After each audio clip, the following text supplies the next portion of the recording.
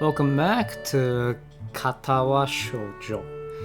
I've completely forgotten about this game, but honestly, I just kind of want to play it again because I have heard the story is good, but I just still have not gotten around to finishing it, not even on my own time.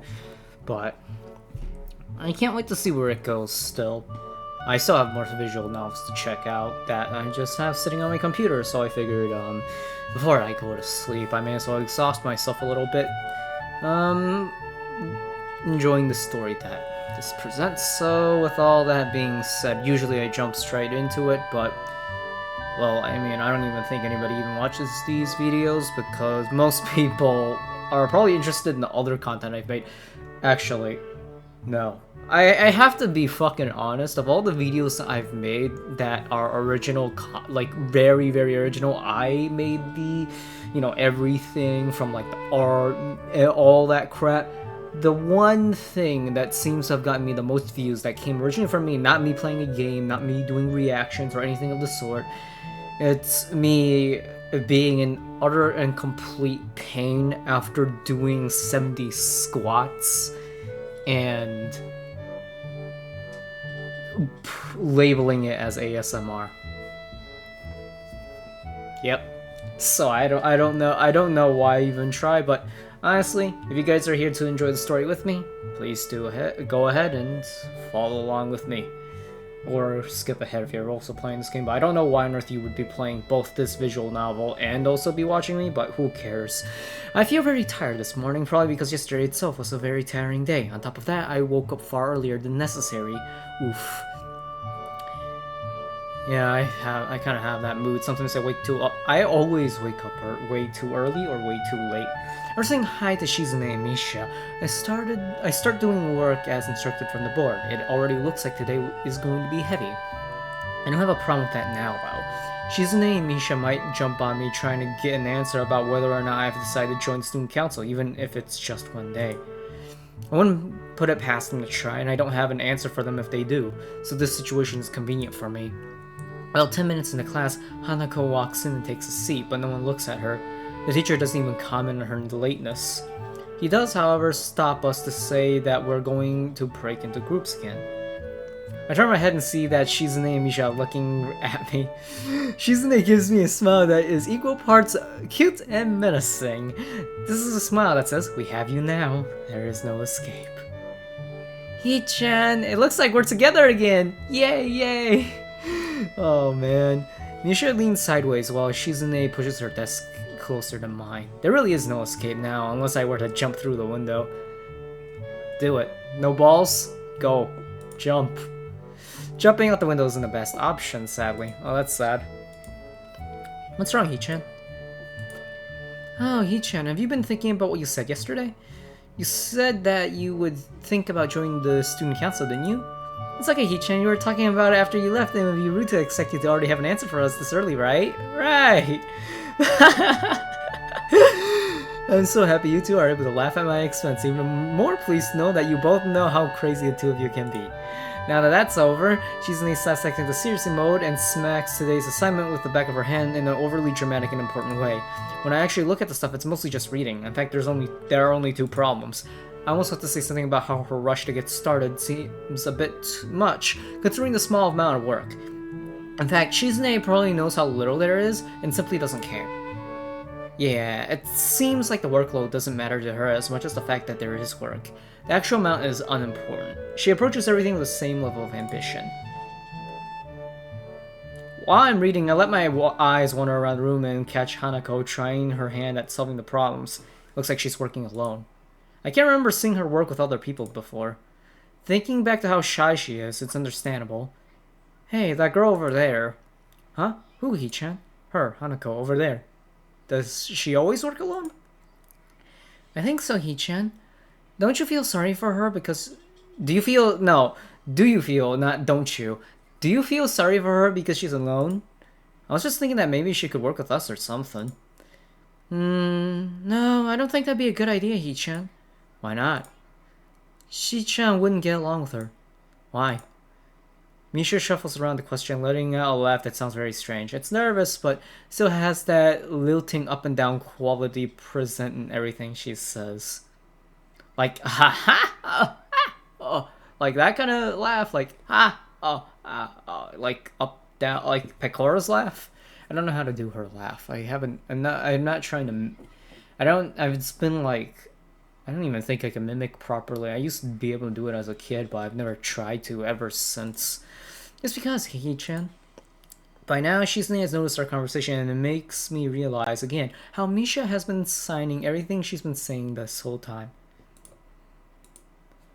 What? Shi-chan, the friend of my enemy is my enemy?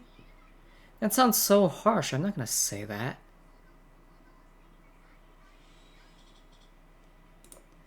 You said it anyway.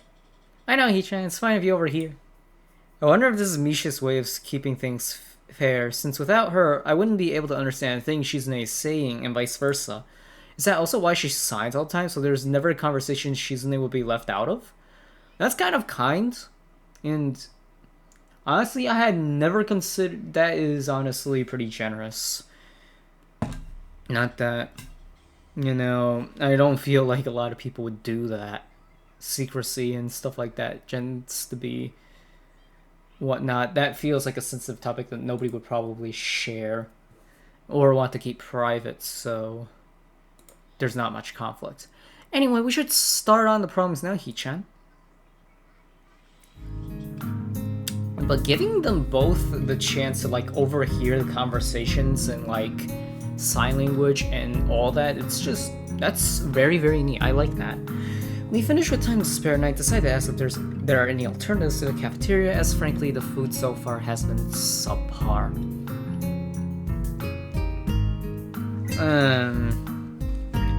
Honestly, I don't think I even care about like what a lot of the stuff at the cafeteria. I never made use of the cafeteria that often.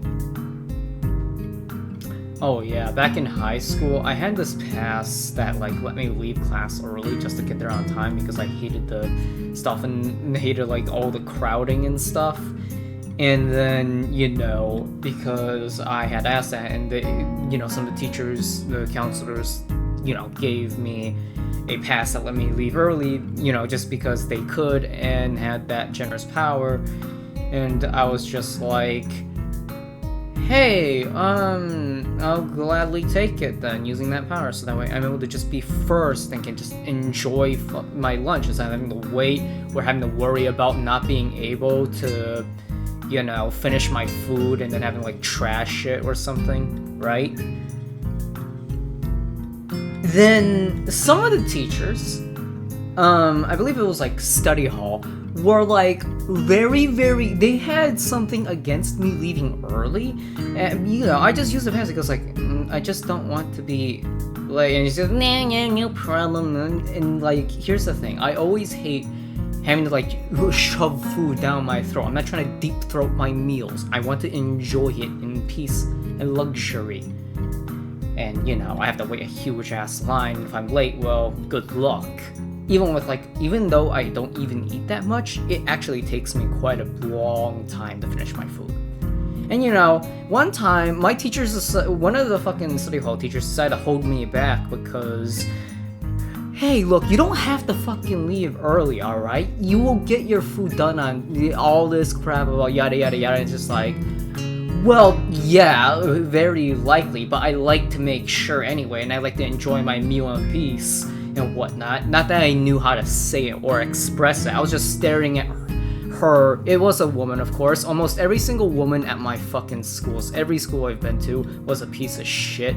And honestly, would 100% beat the fuck out of them, and I hope that they never get married, and if they do, I hope their husband beats them up. Like, fucking, I don't care. That is when domestic violence is a-okay to do, alright?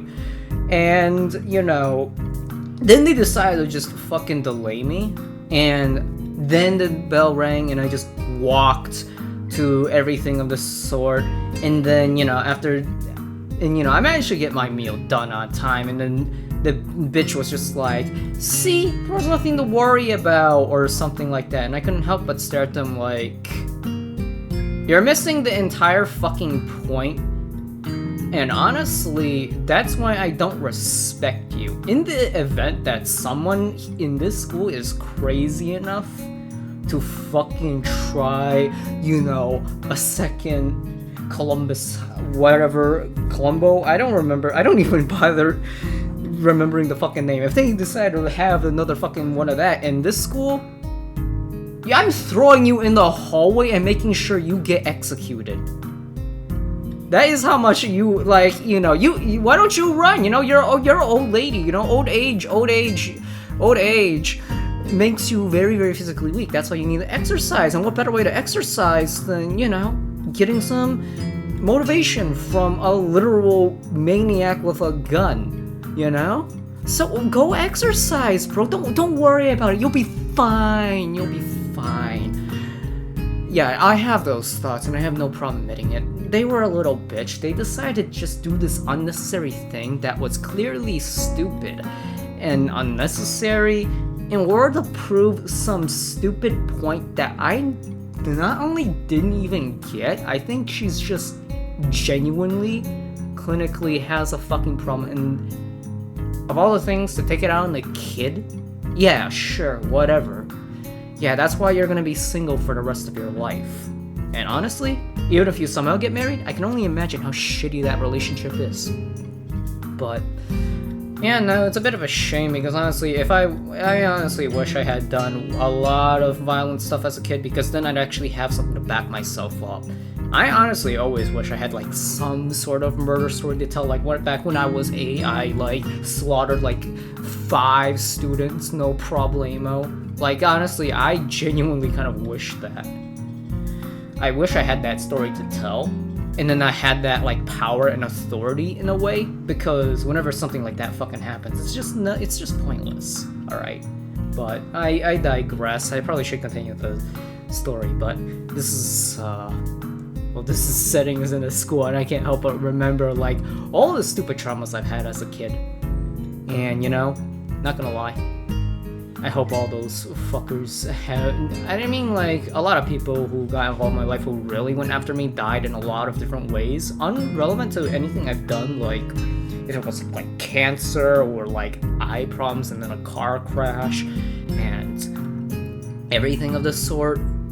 It's just like, you know, I can't help but think to myself, damn, I feel good about myself now. I don't know what the hell happened there, but you know, I don't know if I can inflict curses onto people, but I certainly do like it. I like this. So honestly, everybody who I genuinely kind of freaking hate, well, I mean, they tend to be horrible enough people that they just end up getting smited by God himself, or something about their lives just make themselves more miserable. Like, it's just always been a constant in my life.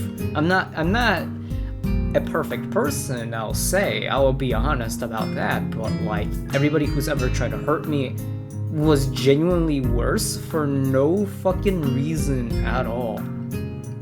And then they just end up in bad conditions, physically, mentally, or spiritually, and honestly, I feel quite great about that.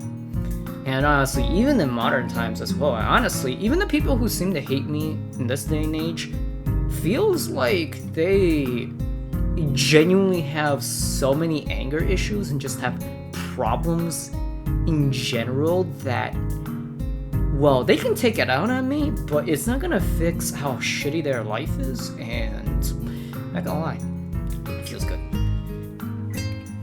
to know that they're miserable and I still am just trying to, you know, be happy, improve myself, you know, like, it's not like it's gotten me anything special for doing so, but like, I'm trying to focus on being happy, and, you know, I get it from time to time, and, you know, I appreciate all that I've gotten, all the little happiness that I've hunted down and captured, but like, everybody else is just like wallowing in their own misery and try to share it with others too.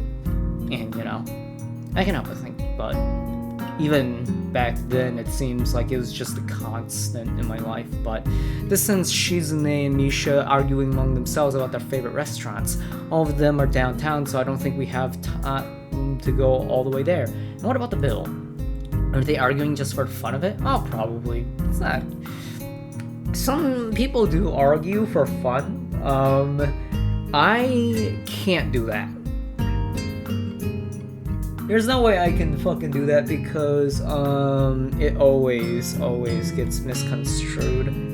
Or maybe I take it too far, or maybe they take it too far, but either way, I don't do teasing or bullying or anything extreme anymore because I've also learned that among the other constants in my life, they prefer a silent, gentler, understanding me than anything else, which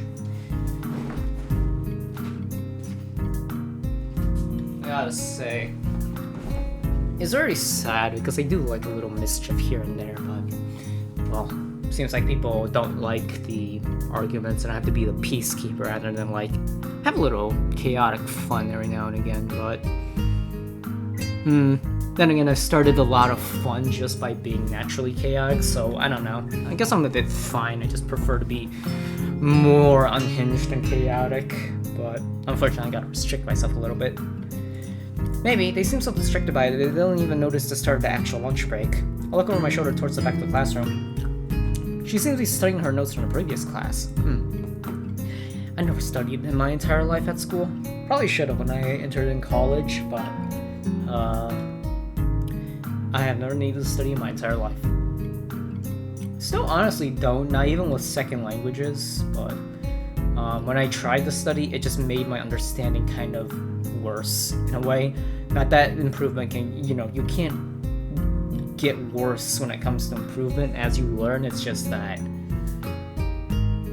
studying is definitely not the way you're gonna learn crap. It's definitely more like intuition in a way, and I don't mean like you're just born talented or smart and just know how this works. It's just like basic problem solving. All the modern study methods and everything of the sort, they focus way too damn much on like memorization and textbook and whatnot, and all the funny active recall. Just feel it.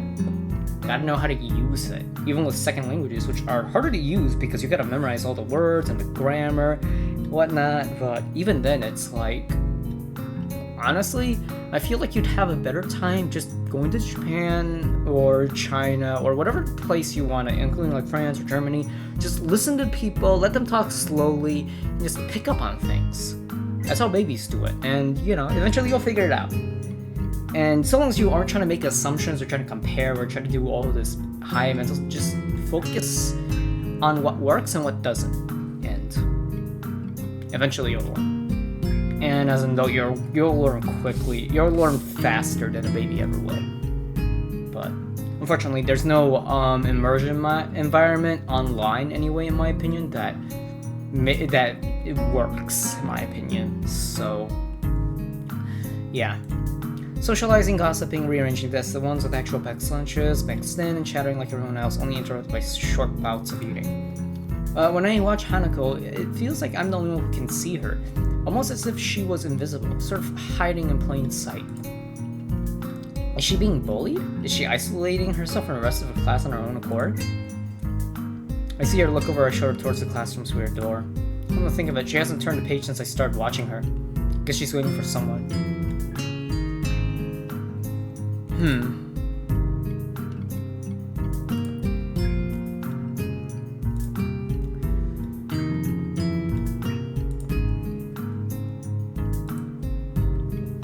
Do I want to talk to her? I'm not sure if he wants to be alone. In these types of games, I feel like it's probably best to, but and also at the same time, it's like sometimes I just prefer my peace and quiet. So,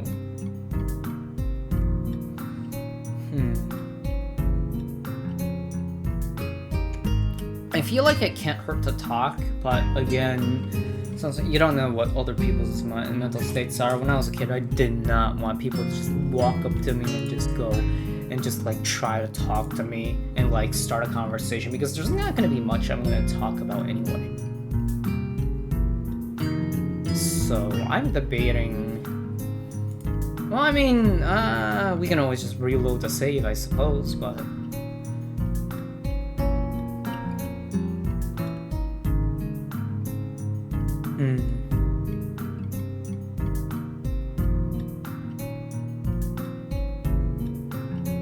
I am a new student, so she obviously is gonna have to notice, and this is gonna be one of those romance things. If she's like the person I can romance in this type of game, then I'm thinking too hard about it. Fuck it, let's just go talk. I still feel bad for being a runaway, so I better say something.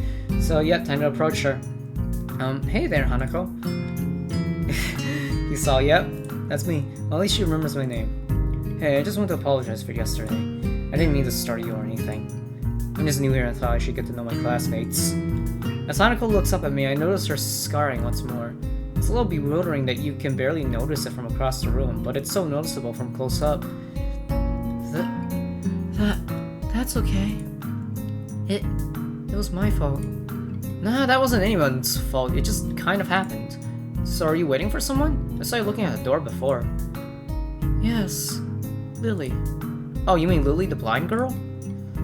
Hanako only nods in response, and I can't help but wonder if defining people through their disabilities is a faux pas of the worst kind or just normal here. Well, I mean, it's not like you're going to be... It's not like it's offensive, necessarily. It's like, you know... hey, it's that guy who can't dance, you know, in a place full of dancers. That, you know, or, you know, it's just like... that kind of thing. I'm not sure how to put it, but... it's just not that big of a deal, in my opinion. It's not something to judge someone's human value for, so I don't think it's that bad of a deal. I think people who get mad at that need to get punched in the face, honestly. They need to be clocked straight in the head. People who actually get offended by, like, the terms or whatnot, just to refer to me, to people in general. I accidentally played a meme while I was just, like, talking, but... whoops. But no, it shouldn't be. It's not an issue. I guess that explains why Lily took off after her yesterday. She seems like a nice girl. Were you two friends? Yes. As I'm hoping for Lily to appear, she checks over her shoulder again. I think I'm making her nervous again. Hope I'm not disturbing you right now. No, that's not it. It's just easier if Lily doesn't come here. Oh, because it's hard to get around the classroom? Not really. Hanako's gaze drifts past my shoulder and towards Shizune. Shizune? Hanako nods again. What about her? Don't they get along? Hanako shakes her head. Clearly this is something she doesn't want to talk about. So, there's the blind girl, the mute girl. Oh. The blind girl... no, unless she's also deaf as well, I don't think it should be an issue. Right? But Shizune, I think, was she both deaf and mute? Yeah, I think she was deaf and mute, so... it does make a strange sort of sense. Shizune and Lily not getting along so well.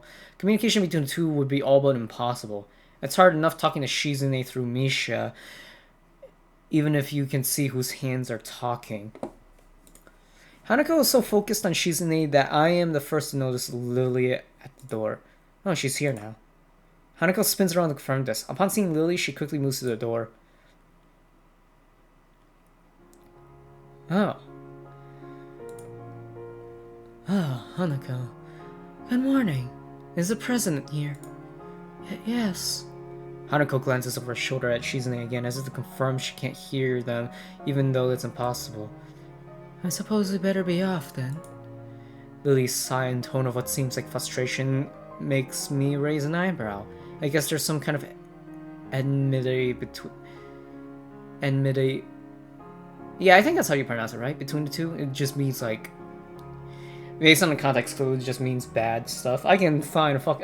also, like, with language learning, even when I don't know the words in my own language, I can easily just figure it out just by context clues. But... you need to learn quite a bit before you're able to do that in, like, other languages, so... it's intriguing, but that's not really something I'd ask about. I'm sure if they wanted me to know, then they would tell me. It's only my third day here. I should be trying to make friends, not finding out why people are enemies. So it's a little funny to find out that this school has little feuds, just like my old high school. Even if people are more tolerant of others, they're still going to get on each other's nerves, yeah. Conflict will always exist. Hey Lily, how are things? I'm sorry I made you run off yesterday. Oh my, is that Hisao? I didn't realize you were here. It seems like Lily is a little embarrassed about being so frank in front of me. Sorry, Lily. I thought you realized... No, it's alright, Hanako. Hisao, please don't worry about yesterday. It was just a misunderstanding. If you say so. I'm still working this space out. Well then, I think you'll find most people here a lot more forgiving than elsewhere. If you are feeling a little confused, don't be afraid to ask questions. Sure, I'll remember that. Lily. Lily gives a small nod of acknowledgement. I'm so sorry, Hisao, but we must be off. Hanako really doesn't look all that comfortable right now, and Lily seems a little embarrassed. I wonder if my apologies really made any impact. Mind if I accompany you two? I know I'm kind of pushing it, but Lily hums quietly, still smiling. I'm sure that we could accommodate you, can't we, Hanako? Hanako. She looks at Lily and then at me, and then she freezed, wide-eyed. Sure. Well then, shall we go? I'm sure Lily wouldn't do this so easily if she saw how scared Hanako looks, but it can't be helped now. Declining after the deal sealed will only cause confusion and problems. So we leave, all three together. Lily walks beside the wall, letting her cane gently tap against it every now and again. Hanako comes along right beside her, so close that she is practically half hugging her as they go. Although it must make her walking that much harder, Lily takes it in stride. As I turn around the corner of the hallway, something hits me in the chest with the force of a steam train. Hanako shrieks a little, my vision briefly goes black. Ouch. What the hell happened there? Opening my eyes, I see a pair of saucer-like green eyes looking up at me. They belong to the perpetrator, a short girl who bumped into me and now has fallen down the hallway floor. She wears a PE uniform and a very worried frown. The former strikes me as a rather strange thing to have on during a lunch break. More striking than that, though, is that she doesn't have any legs. Or she does, but they are not flesh and bone. Her pale and very much flesh and bone thighs and then shins and feet, made of some black metallic or plastic-like material. They look disturbingly artificial and unnatural. It almost makes me forget that my chest is hurting. The girl winces a little, rubs her nose, and jumps up. Aw, man. Hey, are you alright? I'm sorry about that, really. I wasn't looking where I was going, you just came out of nowhere. Sorry. She's looking very apologetic in the hurt puppy way of looking apologetic. I quickly forget about being angry or anything, since hurt puppies are my weak spot. It's okay, don't worry about it. Ouch. I say that, but there's a stinging pain growing in my chest, and I know this is about the biggest possible danger for my condition. Don't overexert yourself, don't forget your medication, and most of all, don't get hit in the chest. I completely forgot. We're kind of fucked, aren't we?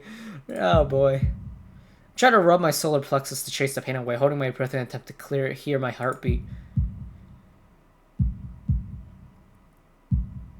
Uh-oh. It seems normal. Hey, should I get a nurse? The worried, high-pitched voice of the girl snaps me out of it. I stare at her for a few seconds dumbfounded until I realized I probably looked worse off than I really was, doubling over myself and looking all tense.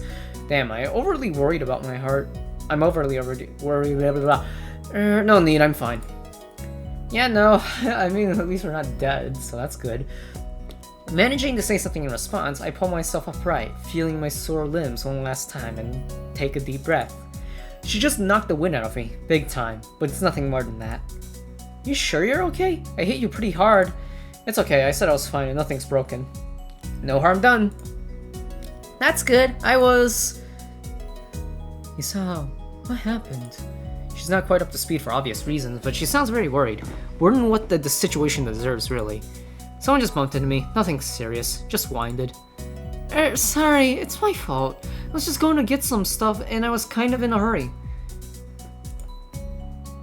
That someone here is Emmy, isn't it? The little girl coughs quietly and shuffles her plastic or metallic feet, looking down at them before saying anything. Hi Lily, Hanako. I guess the girls know each other. Now please try to be more careful. You might be sturdy enough to endure these sorts of accidents, but there are people who aren't. The girl blushes and starts to fidget nervously like a little child caught misbehaving.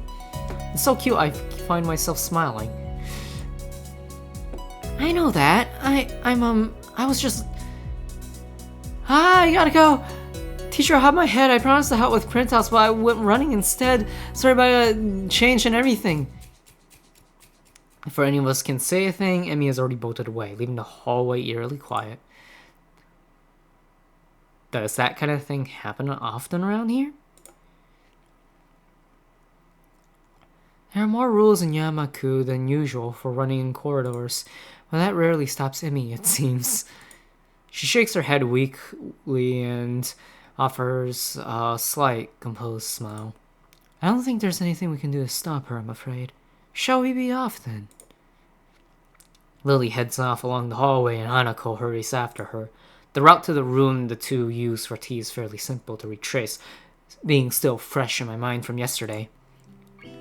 Lily and Hanako quickly go about the business of making lunch. Before I can even open my small bag of food, Lily's busying herself with the thermos and tea bags as Hanako is setting out both their lunch boxes. So, is this what you meant by coming here almost every day? Yes, Hanako and I usually have lunch here. It suits both of us, so we end up using this room regularly. After seeing Hanako's reactions to me over the past couple of days, I can understand why that is a boon. That and Lily being able to get some quiet away from her class as well. And take my seat last after Lily's poured the tea for us and sits down. The more time I spend with these two girls, the more I think they're a perfect foil to Misha and Shizune. Even without a voice, Shizune is direct and bash, and Misha seems to get along with everyone.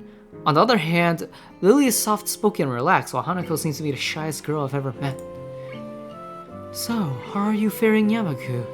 Hisao, you seem a bit flustered before. Apart from getting lost every now and again and being crash-tackled outside my classroom? Fine, I guess. You looked pretty hurt before. Are you really okay? For a brief moment, I considered telling Hanako and Lily about my condition, but then I hold it back. I can't tell why, but for some reason I feel uncomfortable talking about it to these relative strangers, even if they have been pretty friendly. Yeah, it's nothing. Yeah, I was just a bit startled. Judging from the two girls' expressions, I don't think that they're buying it. But in what I assume is their way of respecting my privacy, they don't press the matter. I guess that's one of the unwritten rules around here. Don't ask, even if people's condition, if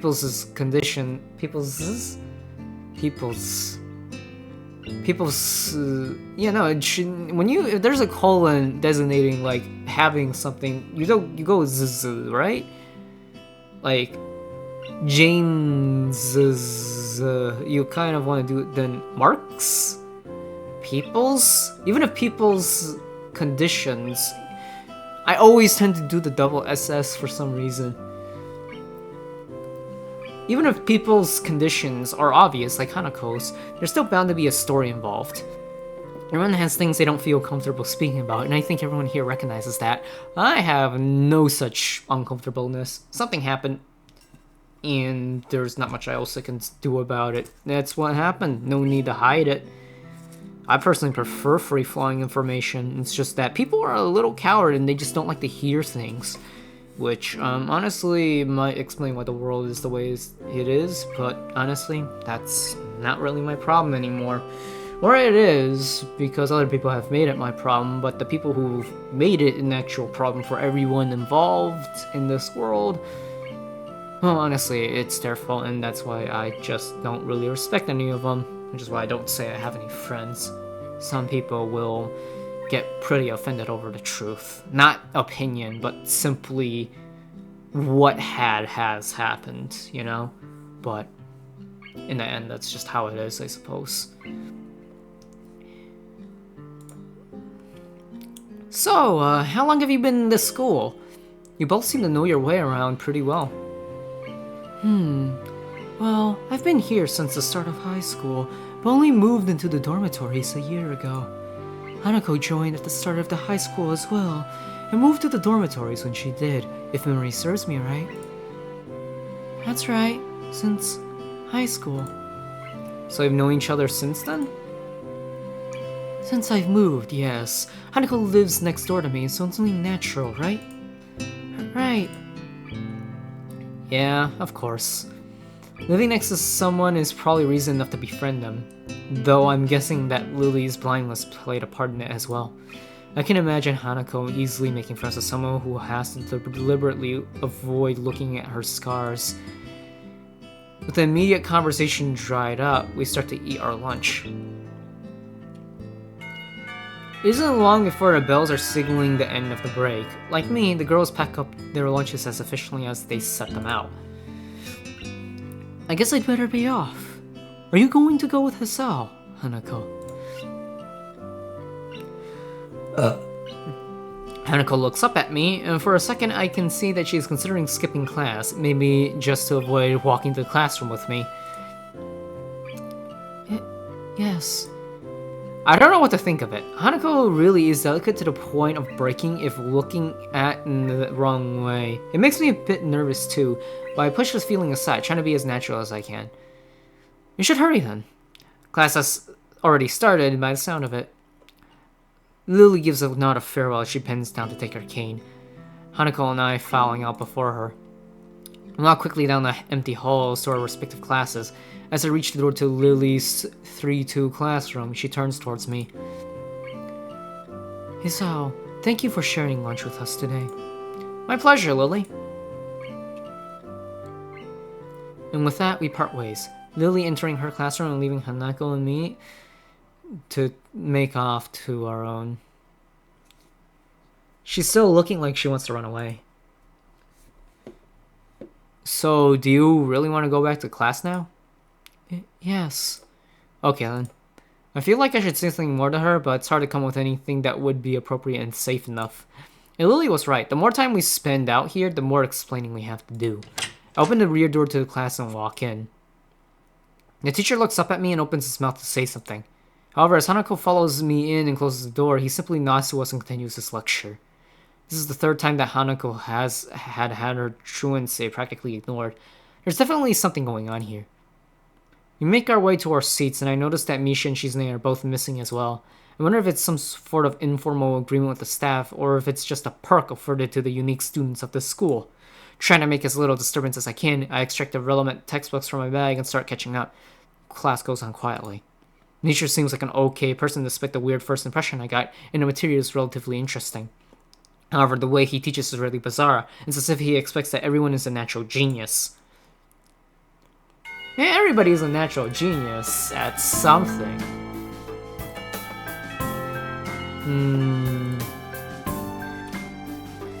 Let me just reply to this thing real quick.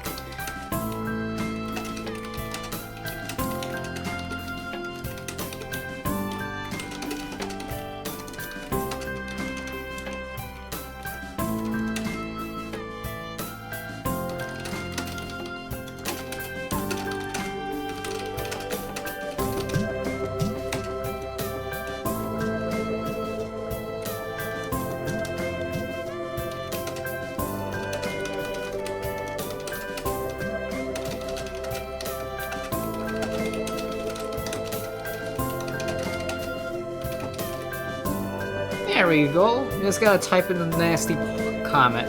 If you guys have watched my 2 previous videos, assuming I don't upload something before this one, I played The Coffin of Andy and Lele, and apparently it's actually supposed to be called Lele, but, I pronounce it like Laylee, like Bailey, you know, that kind of thing.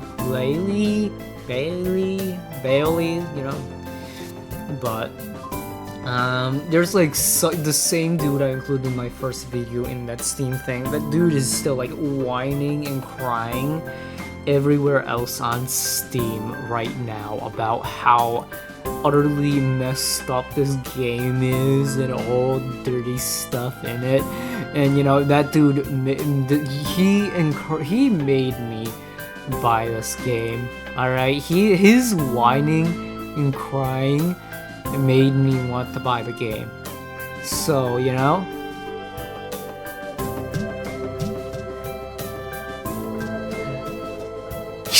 Oh my god. Unfortunately, professional help has been denied me by the Oregon Harvesting Water Company. Thankfully, my little sister is here to provide therapy. Oh, this is fucking oh man, that's so funny.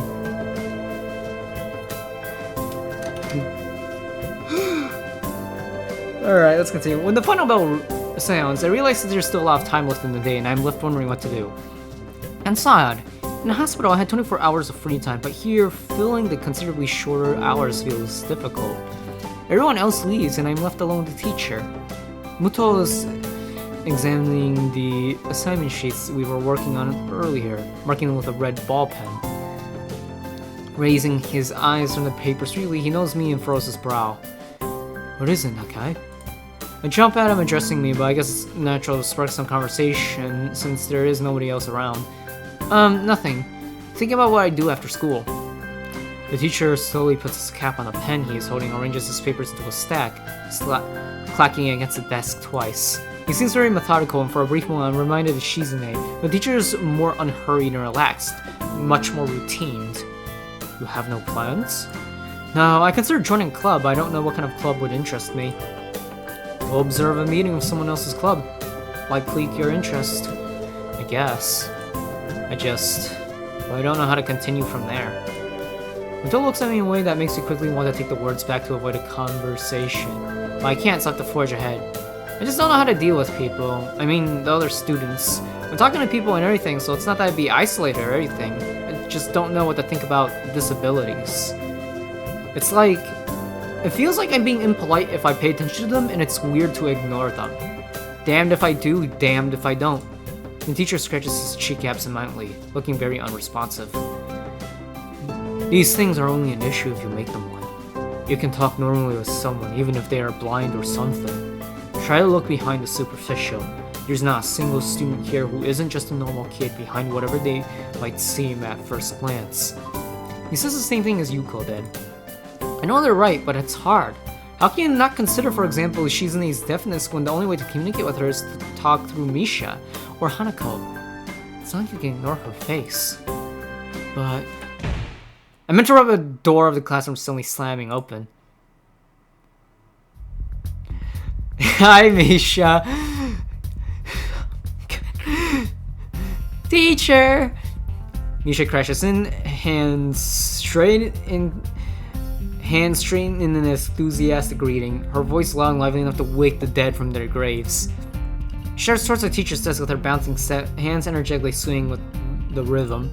Muto, visibly dismayed at the interruption, and Misha in general, slumps in his chair. Mikado.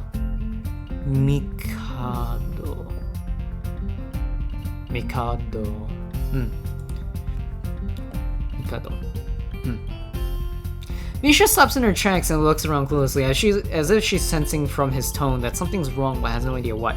I don't know if I should I don't know how to switch from English to Japanese, like, pronunciation that quickly. I know how to pronounce the right sounds, but the tone itself is, like, very Yankee.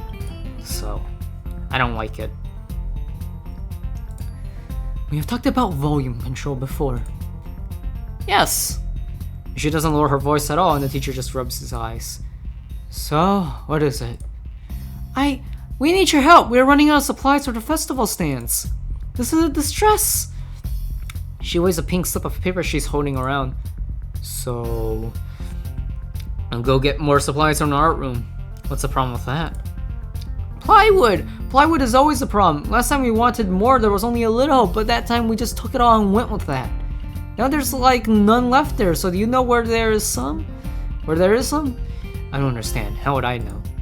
Shi-chan. I mean, the president thought that a teacher would know if there's plywood. Was she wrong? Muto looks like he's in great pain, frowning with his entire essence, and Misha doesn't get it at all.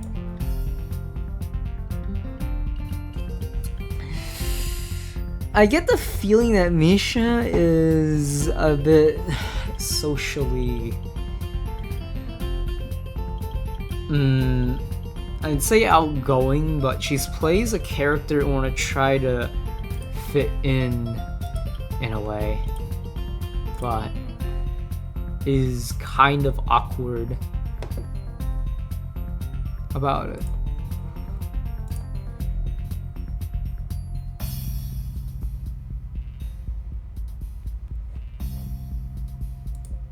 I'm not sure. Looking at the two of them communicate is terrible. Like looking at a man being tortured by drilling his skull open while blasting poppy music at full volume at the same time. I'm afraid I have no idea if there's any plywood in the school, let alone where it would be if there was any. Aww, what should I do? Perhaps try to find Mr. Nomiya? I'm quite sure he would know where to find everything you need. You'd have to pry them from his cold dead hands, but that's a different matter. I don't have time. We are so busy. She holds her head with both of her hands, looking as despairing as it's possible for a person like her. Without even noticing, she crumples the note she's holding against her hair. I shouldn't even be fetching these things. There's so much to do and we're falling behind the schedule. Muto looks at her gravely and then suddenly smiles. Smiling doesn't really fit his face. I think it'd be better if he didn't. I wonder if you could get some temporary help. He switches to staring at me focusedly with a hard expression. Is it trying to say, go make some friends? Yeah, man, we're gonna get stuck with the student council, aren't we? And I guess I can give you a hand.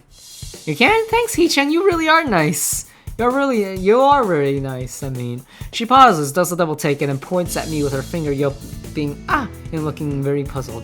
Come to think of it, what's Hee-chan doing here? Class is over. You should be having fun. We just had a little chat. Oh no, it's not detention, is it? Are you in trouble, Hee-chan? No, I'm not. Is Hee-chan in trouble, teacher? No, he's not.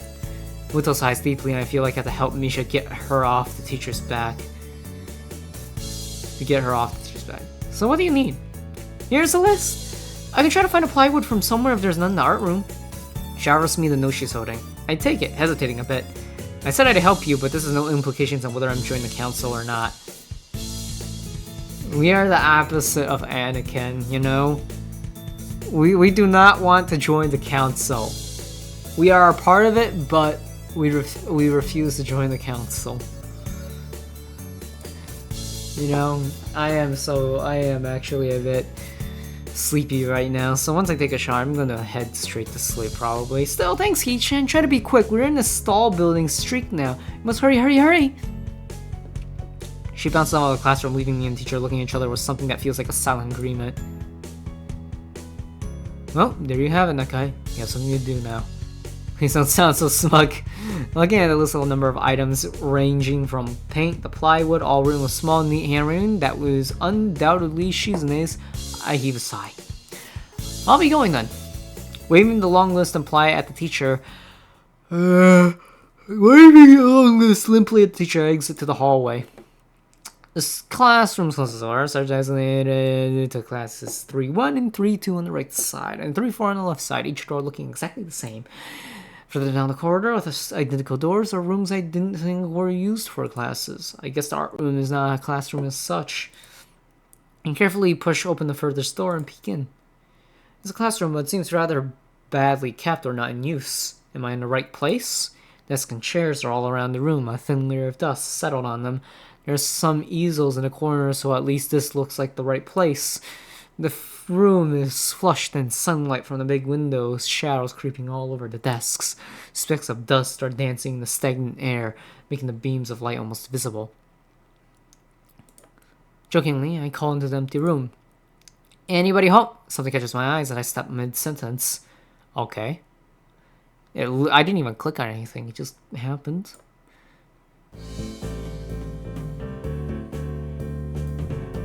Sitting on a desk is a short-haired girl, curiously wearing a boy's uniform, with a fork between her toes and a morsel of food stuck firmly on the end.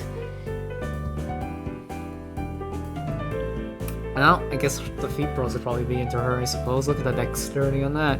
This odd way of dining seems to be caused by her apparent lack of hands, but her presence here is what takes me back even more. How did I miss her before? She's sitting in the corner very still, but I still somehow took her as part of the furnishing of a statue at first glance. I'm not being too observant today as a whole. The girl seems to be frozen in place, staring at me with her huge eyes like a rabbit in headlights. She's staring at me, her mouth wide open, ready to accept the fork. I'm staring at her, my mouth wide open, suddenly remember I didn't finish my sentence and trying to think if I should. This weird stalemate keeps us so stunned into silence, punctuated only by the wall clock ticking rhythmically. Hello. The girl stuffs the fork in her mouth and is now staring at me expectantly while chewing. This is a bit awkward. Hello. I was told to pick up some supplies from here. For some festival stalls, I think. I didn't think there would be someone here. There isn't. That's why I came here too. She picks up another forkful. Doesn't that mean you're here then? She raises her eyebrows as if she was suspecting my observation was false. You're pretty observant, I guess it does, but who are you? This girl is pretty straightforward, isn't she? I'm Nakai. Isao Nakai. I just transferred in on Monday.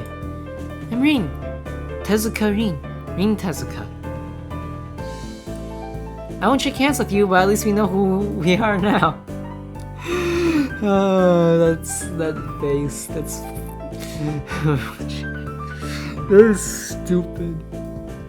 That is so stupid. I love it. It's very nice. Her deadpan manner of talking makes it hard to determine whether she's joking about shaking hands or not. It kind of bothers me. Joking about these matters doesn't feel appropriate at all. Yeah, well, I'm more than willing to make a lot of inappropriate jokes. It's just that I don't want to get beaten up for it later. Well, I'm trying to figure out what's appropriate and whether this girl is. She seems to have lost interest in me and is now gazing earnestly back at her food. Can I continue my lunch? If you don't mind me, I won't mind you. If you need to get your stuff, the supplies are at the back. Go right ahead, but... Lunch? School's already over for today. What word would you use then? There's no word for a meal after you eat lunch but before dinner, right? It bothers me very much too, but I don't know what I should say. I don't think you're supposed to eat a meal between lunch and dinner to begin with. I'm pretty sure it's called a snack. That's a general term for it. And you know, I don't think it particularly matters. Just eat what you want. Just, make sure to exercise. Then again, I guess you're getting a lot of exercise because you only got your legs. But I'm hungry now. My delicious boxed lunch would go to waste otherwise. I have curry. It's very delicious. With much decisiveness, Rin once again picks up the fork between her toes with at least as much impoliteness. She points it straight at me. So, Nakai, what brings you to this place? Like I said, I was told to look for those things. No, the school. From the outside, you look fine. Is your problem inside? I come to a full stop, opening my mouth but not getting a word out. I can guess. I am good at guessing, better than most people. Rin cuts me off before I can answer her question or skirt around it somehow. I don't know which I would have done. I froze in front of this issue again. I haven't even told anyone here about my condition, or maybe it's only because it hasn't really come up. I do get a feeling that not making issues of this is part of the social code here, as the teacher said. I wonder if people here could relate. Probably not any better than any normal person could. I can't relate to Shizune's circumstances, or Lily's either. Naturally, while I go through this in my head, Rin keeps considering what my condition could be, with an overtly contemplative look on her face. She puts her fork between her lips and leans back, looking at the ceiling as if the answer was written up there. A beam of light illuminates her face on the window side, creating a mask of dark shadow on the other side. I don't think it's anything in your head, and something in your guts would be boringly ordinary, like this lunch of mine, and less delicious. The problem must be in your pants! This messed up Sherlock Holmes kind of statement, the sheer lack of tact it was delivered with, catches me completely off guard. I think I might have reeled back even physically as Rin's eyes widened in revelation and astonishment. So I was right, there's something with your taco, isn't there? Still partially in shock and resonating in need of a reply. Something I spit out the first thing that I can think of. No, nothing like that. I have a heart problem. Arrhythmia. I said it. Well, like I blurted it out, but I said it. The girl in front of me purses her lips together and glowers at me, looking very disappointed. How boring. Showing the pants could have been much more scandalous. Wasn't this reaction? Sorry to let you down. I forgive you. Just, I collect people and a person with, you know, that kind of problem would have been really great.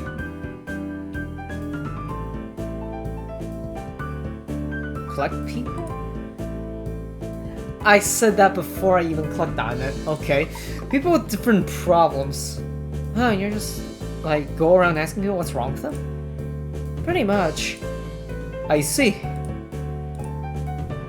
Although I'll have to say Rin resumes her lunch and the conversation dies away, but I keep thinking about what was said. It's the first time I told anyone else about my condition. All the other people have either known about it already or heard about it from someone else. Or didn't need to know about it like every other student here so far. Should I have told it as a natural part of introductions? Is it expected of me? Hi, I'm Hisa. I have a very serious heart condition. Is that how I'm supposed to go around introducing myself from now on? As if our disabilities are define us. What a disgusting thought. Or maybe this Tezuka girl just had an unnatural interest in such things. Yeah, probably.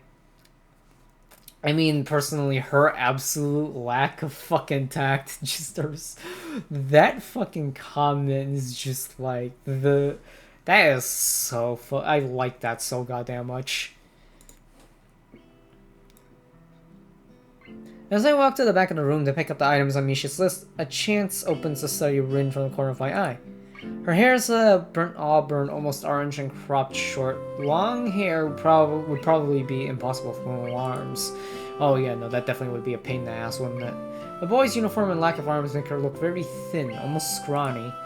She's not particularly pretty, except for her murky green eyes, which flicker restlessly from below her short bangs, even when she eats. The distance and the shadows make it seem like they don't reflect sunlight at all, but instead absorb all of it within them like deep wells. She moves her feet almost as deftly as a normal person would use their arms. However, I can see how this sight would discomfort people, especially while eating. It makes me feel a bit uncomfortable, at least. I hesitate to think about the word unnatural, but it's too late now, isn't it?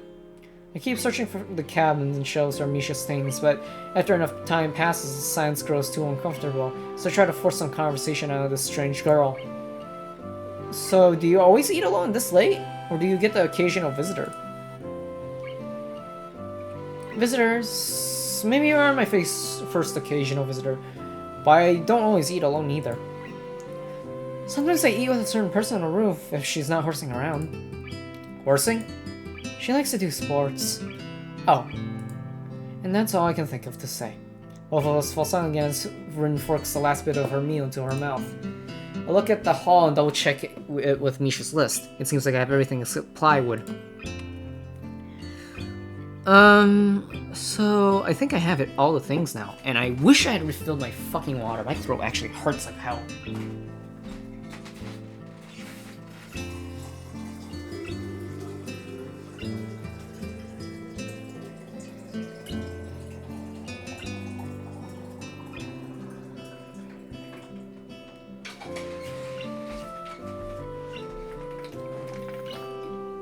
That's why I hate talking. I don't know if I'm trying too hard when I talk, but it hurts quite a lot if I do talk. I'm just not much of a talker. So. That's very nice of you. Don't feel obliged to stay. I was about to take a nap anyway. You need to do whatever you are going to do with that stuff anyway, right? Or perhaps you like to watch girls sleeping. I'm not sure what to make of this, but Rin looks serious. Even if I did, I think I have to be going. Well, I'll catch you around, Tezuka. You can call me Rin. I feel like that our relationship is at this point good enough to warrant this much. I was already turning to make my exit, but she draws me back in. Fine. Then I'm Hisao. Then you are. Rin looks at me hard in the eyes with that intimidating feeling you get when someone stares at you isn't there. It's like she's actually not looking at me at all. She blinks a couple of times and I can't figure out why a pause like this just popped between us out of nowhere. See you later, Hisao. There is something like a Tally smile there in her face. Maybe. I quietly back out of the room. As I shut the door in front of my face, I whisper to myself, what an intriguing person. From inside, I hear a muffled sing-song voice. I heard that. What did she hear? I jump at the sudden appearance of Misha, who I had not heard approaching despite the completely empty hallway. Somehow she had gotten to jumping distance of me without making a sound. Creepy. It briefly reminds me of Kenji's nutty theory about a global feminist conspiracy, but I push that thought aside. Shizune, standing slightly behind Misha, looks aloof as she couldn't have heard the remark that drew Misha's attention, but Misha is visibly excited. No, wait. More importantly, who's in there? There's no club meetings today. tries to carelessly peek past me even though the door prevents her from seeing anyway. What are you doing here? It took so long that we had to come check what's wrong. It's no good, Hee-chan. She wags her finger at me scoldingly. I found plywood, but everything else is still missing because you are tardy. Oh, sorry. I got the things here and was just going to bring them. I think you're up to some mischief, Hee-chan. Who was in the air with you, I wonder? Misha signs something quickly, Shizune pointing in her own ear a couple of times. Shizune immediately pushes her way past me and opens the door into the classroom I just left. I can only imagine the shock she is experiencing. In Shizune's diligence and attitude, the insolence of daring to deface school properly by sleeping on top of it must be too much to bear. Indeed, she stares at Rin, frozen in place apart from the slight but noticeable trembling of her shoulders from suppressed rage, I'm sure.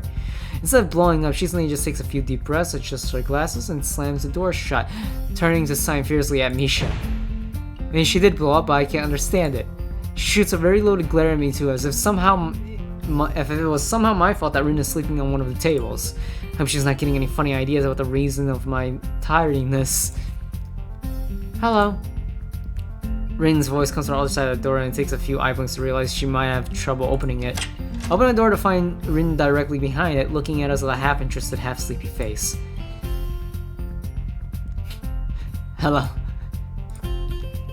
Miss Suzuka, what do you think you were doing? You absolutely are not permitted to use school property for such a disgraceful activity. Sure is suddenly very crowded in here. I didn't know I was this popular. It's hard to say whether she's happy or unhappy about this turn of events. At any rate, she ignores Shizune/Misha's scolding, so they have no choice but to drop the issue. Shizune taps Misha's shoulder, pointing at Rin, makes some quick signs. Popularity aside, please don't do that anymore. Anyway, how's your project going? Will it be done for the festival? Rin looks at them blankly, apparently at ease under the pressure Shizune's cold stare is putting on her. I keep wondering about that myself, too. And? I'll think about it harder. As she just signs or replies to Shizune, her face turns into an unsatisfied frown. I like Rin already so much. She is best girl already, in my opinion. She's just a bit too energetic for my taste. Shizune is a bit too... I don't want to say stick up her ass. She's just like very serious and very business like that. I don't feel like that. It fits with my vibes. I do like the shyness of not Lily, last name Ko. The last syllable is Ko. Hanako, I think. Hanako is a bit too shy and like way too jumpity and doesn't even seem to like really like me, so it's just like kind of don't really want to push it. And Lily, although elegant, she's more like a friend than anything else. I like an upfront girl like Rin. Best girl here, that's what I'm deciding on. Feel free I don't even think there's enough people to even like argue with me about this, but Rin's gonna be my best girl, I guess. That's what I'm picking. Miss Tezuka, please try to take this seriously. It'll be a disaster if the wall looks like someone threw up their lunch onto it. Rin nods assertively. We'll think more seriously. Misha actually giggles at that, but Shizune doesn't, not even after translation. She just shakes her head, takes the materials from me, and takes off the Misha in tow. Rin frowns thoughtfully as she looks after the retreating student council duel. How rude. It's true though, I must finish my project before the weekend. There will be dire consequences if I don't. The end of the world as we know it. Like weekends usually are, but more dire. Much more dire. Maybe I'll postpone my nap to unforeseen future. I'm about to ask what project she has and what are these apocalyptic consequences, but she walks back into the art classroom. Since you have nothing to do, would you give me a hand?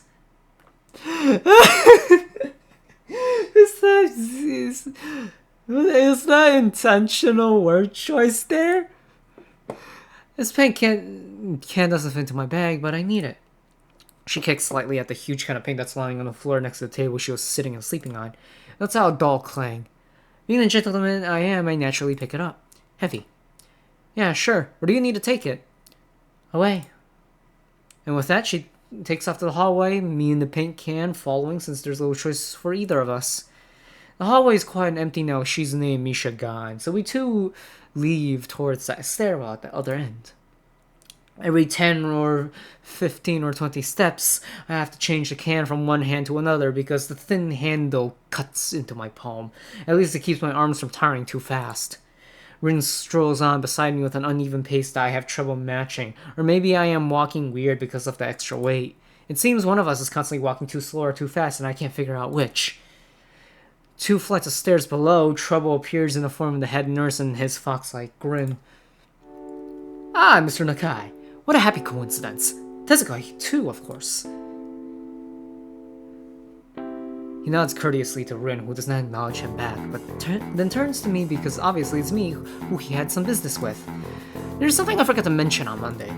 I nod and wait impassively because I can't even begin to guess what he forgot. The feeling of the handle delving deep into my skin doesn't make me feel enthusiastic about this interruption either.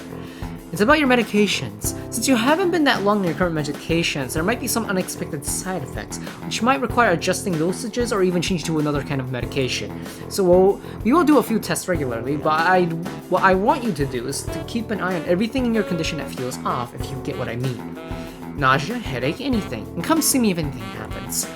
Alright, somebody did, hit me in the thing. It wasn't that bad, nothing hurt, but, I should probably mention that. I feel. So, how are you? Everything fine? I give up and drop the can on the floor before answering him. Apparently this takes longer than my biceps can handle. Need to work out more, I guess. And also, probably get some calluses on your hands a bit to get used. I want to say something generic answer, but I realized how often I've done that lately. Other people have asked me that too. Teachers and students here. My parents, visitors, nurse, doctors at the hospital. Everyone seems to be concerned about that. So natural for a hospital, not much for a school. Except this school. This is a small school, and both the student base and the faculty seem to be very tightly knit. At least that's the feeling I'm getting. And this is not the kind of school that gets transfer students too often. The thought sends shivers up my spine, but I give a generic answer anyway. That's great! Also, one other thing. My sources tell me that you've been at neither the school track nor even the pool, so I'd like to know if you have been taking up exercise as I asked. Of course I haven't, but his way of inquiring gives me the feeling that I should have been running my ass off on a track since the very first day. You have people spying on me? That is such. I just happen to know a few people, but that's not the issue, so let's try to slip out of it. Shit, you can figure me out. Well, I was actually just doing some improvised weightlifting as an exercise. Oh yeah, we definitely did it. Also, I wonder what he said here. Unfortunately, I still can't read Chinese. You still have to memorize 2,000 characters. I'm seeing this thing and then somebody replied and now I'm gonna know what he said, or she said. And also, apparently Markiplier stole a condom. But anyway. Nina Shishui. Nina Shishui. No, Nina Shishui. Shui. Ah. Nina? Nina. Koko? Koko is Nina? Message to the devs. Message to the devs. Drink water and sit up straight to avoid spine problems. Alright, let me just, I should probably also sit up a bit more straight, but I already am. You don't need to have a perfectly straight back, just whatever you're comfortable with. And your rib cage is sitting, resting on your waist, your hips, your just that part of the bone instead of leaning forward and having the weight do whatever. So just keep a straight enough back is your worries.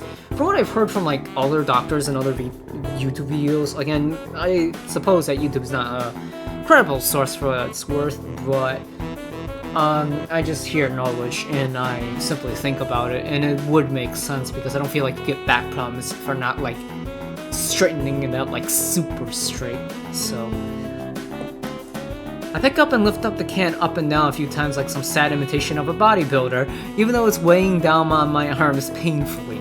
The stupid grin on his face disappears from his face for a second, then comes back like it was never gone. Tezuka, would you give us a second? Nurse grabs me by the shoulder without waiting for Rin's permission, which he didn't need in the first place, and drags me aside. When I told you to exercise, I wasn't joking. Fuck. I understand that you are still in your first week and all, but please don't ignore the importance of this. The reason I'm coming down this hard on you is that habits are not easy to form. The more you slip and postpone, the harder it will be. It's the same with everything like dieting. Can you promise me to be more serious about this from now on? Sure.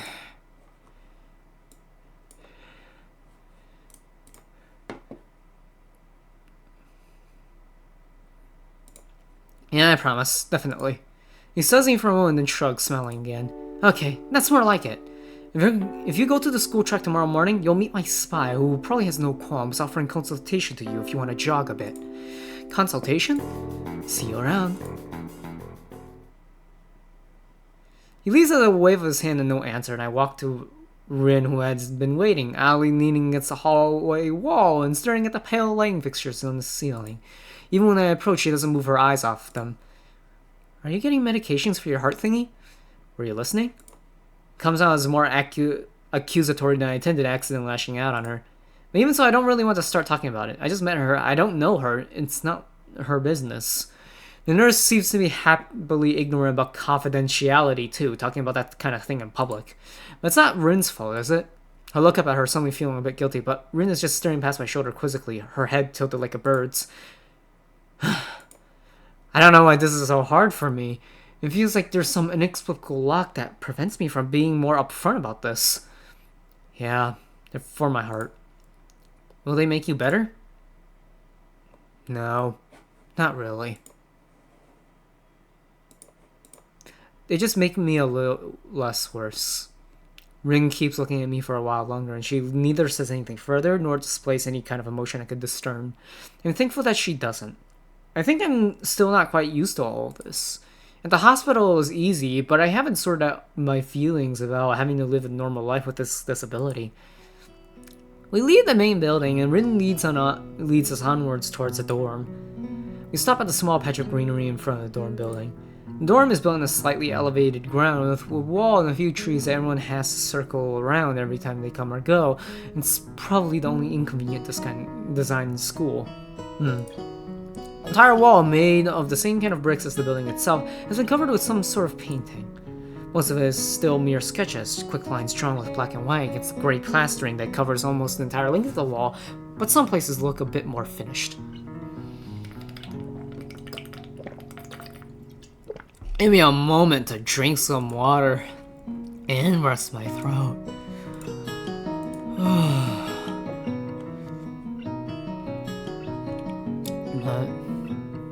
The story is very interesting. I wish I do come back to it a bit more. Again, I don't hate the story, it's just I'm not much of a reader, and I kind of set the precedent that I should kind of read it all and go through it with, like, as a video, I feel, to myself. Again, I don't feel like anybody really watches these videos because I don't think they even care, at least compared to, like, the views I usually get on my other videos and the type of videos and whatnot. So honestly, I'm just sort of being myself in these videos in a way, and I don't know, just being able to talk about stuff, about, like, past stuff and some of my thoughts, and just, like, appreciating some of the stuff, I don't know. And that's just how I've gone about it, and I like it. I like it.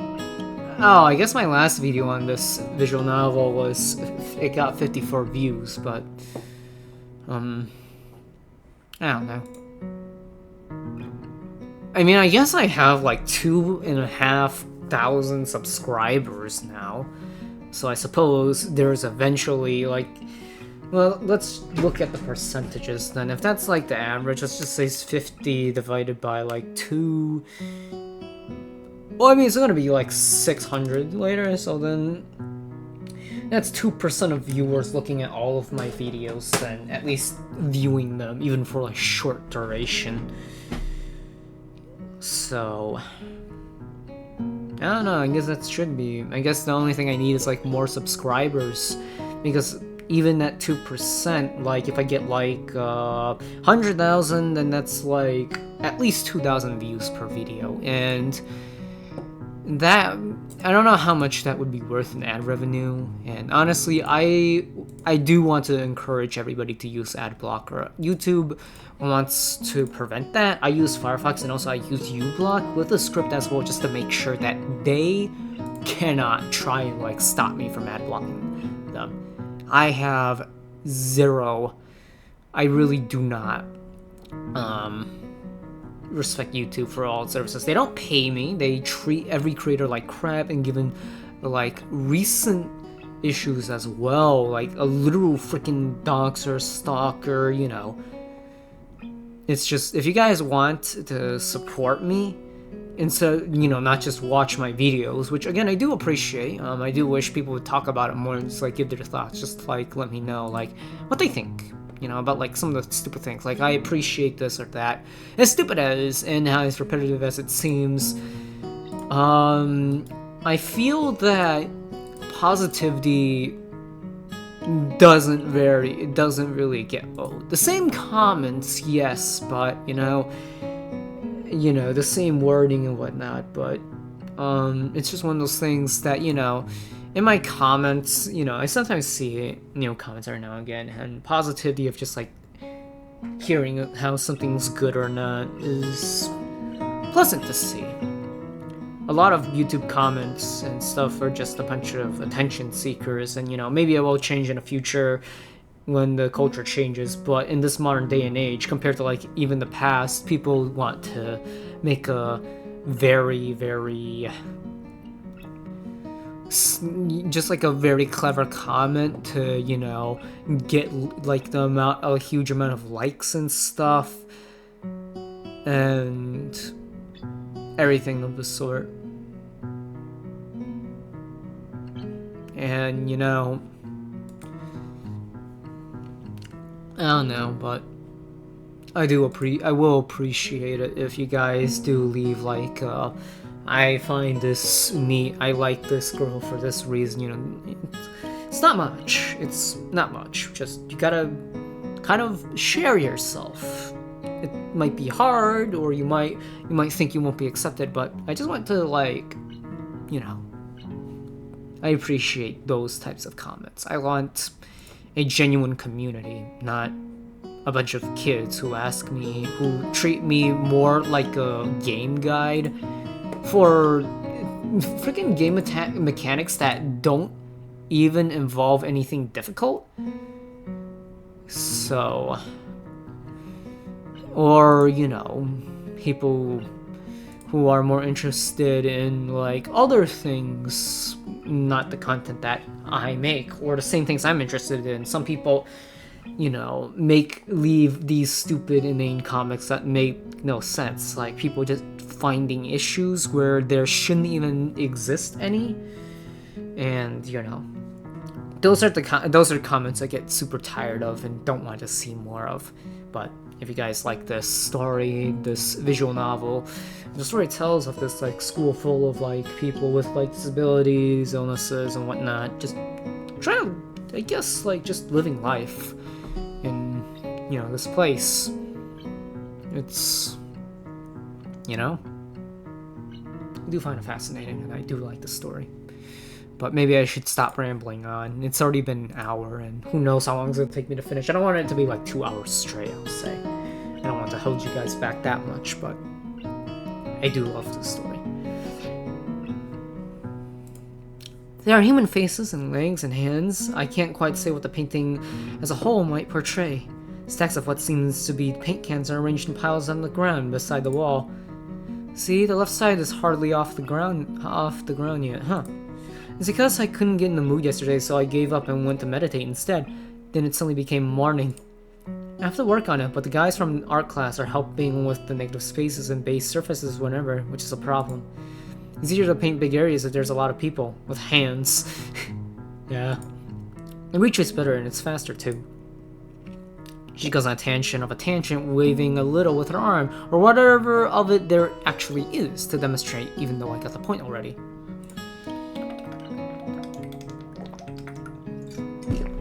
should have rested my throat more. But the white cotton of her sleeve flaps around, and it makes me think it could look sadder than it does. But it makes me feel out of place, like almost every tangible reminder of the student base's special properties has in the past few days. This girl doesn't notice my dreary feelings, of course, or the fact she lost me a while ago already, and just keeps on blathering. Yeah, so that's why I'm trying to figure out if there's something I need to figure out, and then figure that out before it's too late and all hope is lost. Why would the hope be lost? Because paint has to be painted, and then it has to dry, and then it has to be painted over with another kind of paint. It takes time. She finally stops, apparently thinking she made some kind of statement that makes sense. I think it's just to start from the top. So this is your project? You did this? Yes. All of it? Yes. Nice. But I stumble on my words, only feel like I've walked straight into a minefield of political incorrectness. It's okay, you can say it. I probably won't get mad. What do you mean probably? Now that's anxious inducing. Like, I don't care about offending you that much because you seem like a chill person, but as soon as you say probably, it's like... But then again, it's something I do. I always like to slip in probabilities in every single sentence I say. Allegedly, probably, likely. Like, if you listen to me speak, I will very likely, right there as well, say a word with probability because I will always be uncertain about the future nor the actual events. Who knows, maybe one day I'll just like suddenly change and not be so uncertain about everything, but, you know, very likely I won't. I blush very hard. I don't really know what would be the right thing to say, if any. Feels that I'm way more sensitive than Rin is, though. This is really awkward. Don't you want to ask? How do you paint without hands? See, I'm an easy person to talk to, right? With my feet. I almost guessed that already, but isn't that hard to do? You're good at guessing. Oh man, she's so wholesome. She's like straightforward, honest, does give compliments at times. Yeah, no, the best girl here. What? I like it. She is best girl. She is best girl. I will fight for that. She is best girl. Anyway, I don't think it is, but maybe I'm used to it by now. I can't get my mind around the fact that she could be an artist, but seeing how adept she was using her feet to eat, I figured painting might not be a problem either. Neither of us has anything more to add on to the subject. The afternoon light works pretty well. I was afraid it would look too flat, but it's not like that after all. I think it's actually pretty interesting. I wanted to see what it looked like in dim light. Do you think it's flat? Well, paintings tend to be flat. Not like that flat. You know, flat, like some people are. No substance, no meat where there should be some. I know a few girls who... Okay, I get it. But I couldn't really tell. I'm not that good with art. I can't name many artists or artistic terms. So I don't really have anything to say. I mean, judging from what I can see right here, if that's actually her painting, and it's not going to be like something else that's going to flash on screen or whatever, or the background's going to change, I would say that this is... I mean, there's a lot of things going on, but I'm naturally apathetic. I do like some of the things, though. It feels like it's very interesting. Like, this face here is very interesting. The smiley kind of thing here with, like, that little chair kind of structure. I don't know how to put it, but... I don't really have much to say about it at the moment, because I don't feel like it's complete, so... But that's assuming that this is supposed to represent her thing, and it's not just like a background or whatnot. All these images feels like they took a photo and ran it through like an artistic filter, and then on like a paint program like Paint.net or Photoshop or Illustrator, and then created it. So, very likely this isn't it, but... I am an artist, I know how to improve things, and... you know, see where people are going with things, oftentimes more than not, so... Rin shrugs her shoulders at that, saying suit yourself without saying it, and looks up at the sky as if trying to look for something up there. I didn't think I'd actually get any work done, but if you give me a hand with the paints, I could do a little before it's too dark. I want to get a halogen lamp like the ones they have at the sports track, but there aren't any. Rin sure is quick to recruit my help, as was Shizune. It makes me feel that the festival is such a big project that every pair of hands is needed. Why not? I'm not really sure if I can be of any help though. It's just mixing some paints. You can do that, probably. Do you have motor control problems? Like, you know, those people who have some? Cerebral palsy, maybe? What's that? Not that I know of. I get it. Hard thing has nothing to do with that. She gives me a sly look for no reason. No, it doesn't. Let's do it then. So she sits on an empty wooden box and very naturally picks up a wide brush between the toes of her bare right foot. Also, she's an artist. I just realized. We're both freaking artists. I like that. Well, not he saw, but, you know. I open a few of the cans and pour some of the contents into shallow bowls for mixing. The thick paint flows lazily from the can to the bowl like syrup. I mix them, creating funny, hypnotic-looking swirl patterns that melt quickly into each other to form a new monotone hue. Rin sets to work every now and then, asking me for a hand with something or the other. Finding different brushes is easy enough, but mixing the paints to be the exact tone this girl is apparently seeing in her head as a frustrating ordeal. She wants precision down to the last millimeter before she is satisfied, but her instructions are obscure at best. Yeah, definitely. Mixing paint as well is like super hard as well. I've seen YouTube shorts that pop up and recommended of like people who mix up paint, and it's so neat how people are able to create like super close shades to like a random color. And there's this one funny thing where somebody was mixing colors and say they didn't get close to it, but as soon as they swipe the paint on in this colored card, it looks exactly the same, and everybody else in the comments is like, what do you mean it looks different? What do you mean it looks off? It looks exactly the same. What colors are you seeing, man? Why on earth isn't the same, you know? And I gotta say, I'm not a painter. I'm a digital artist. I have no conception of like how to mix paints nor the material. I'm guessing I might have to understand like the materials it's made out of in order to like even have like a general understanding of how to mix colors to get the colors that you want. So all I can say is like possibly probably something like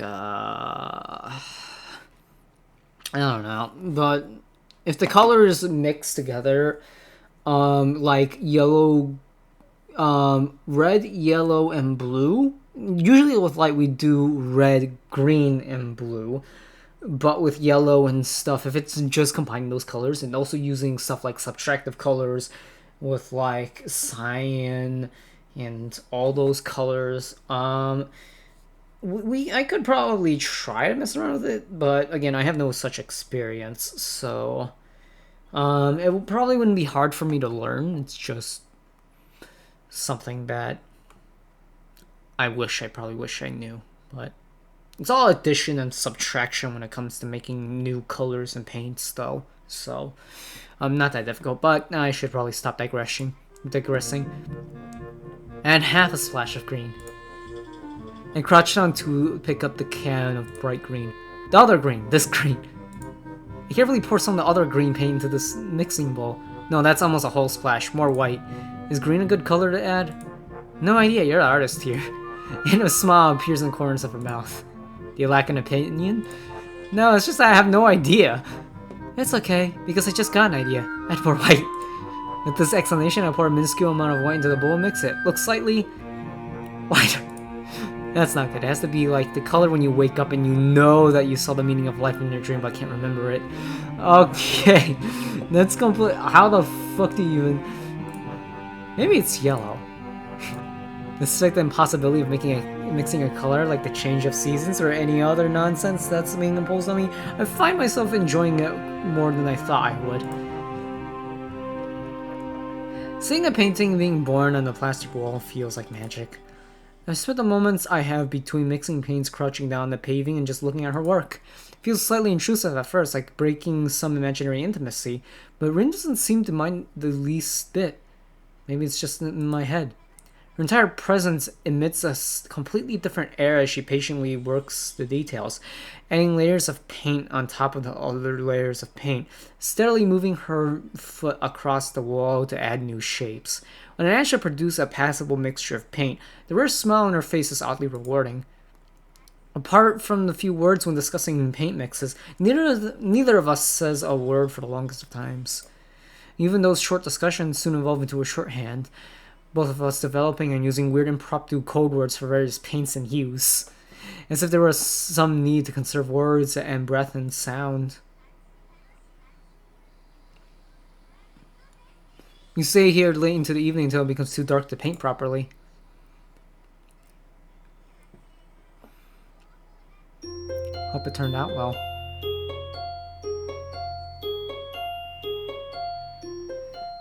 And we gotta make sure we exercise as well. We wanna take the doctor's orders seriously.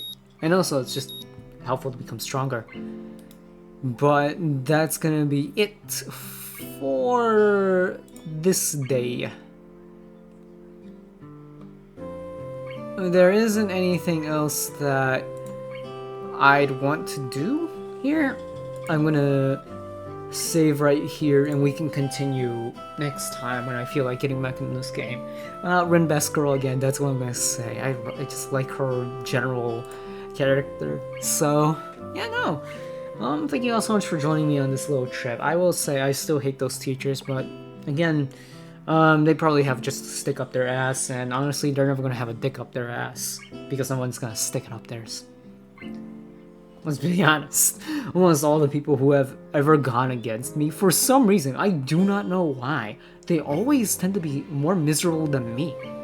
And, you know, I try to be happy, I try to, you know, make others happy, and I do a pretty damn good job of it, not to toot my own horn, but I don't know. I just see a lot of people happy when I talk with them enough and just go into depth, and, you know, as much as people seem to assign me to being the depressed femboy kind of personality, I feel that I do spread more joy into this world than I have taken away from it. Which is a bit ironic and funny because when I was a kid I did say that I didn't care about making the world happy. I just wanted to steal all the happiness of the world, you know, because I was in that kind of mental state. But, I don't know. Turns out being happy, enjoying life, just doing that kind of stuff, just, I don't know, being happy makes other people happy, and having fun also helps spread joy. It's just recursive, if anything. And it's not much physics, I'd say, but it's definitely something I feel good about. And I hope I managed to spread some happiness to you guys too. Again, I hope you guys enjoy this story as much as I do, and everything of this sort. I'm just taking my time with this because whenever I do these videos, it's already like 1 hour and a half now, and if I keep rambling, it's gonna be longer, and well, my throat can't handle it. My throat won't be able to handle it, so yeah. Again, thank you all so much for watching. I hope to see you guys in the next part, whenever I do get into it. I still have to work on like Goda and stuff, and all the stuff, and probably also focus on building my own game as well, which I'm getting the hang of. I don't want to forget everything, and I do want to get back into the practice of it still, but I'm still stuck on inventory stuff, I will say. So, you know, thank you all so much for watching again, and yeah, bye bye.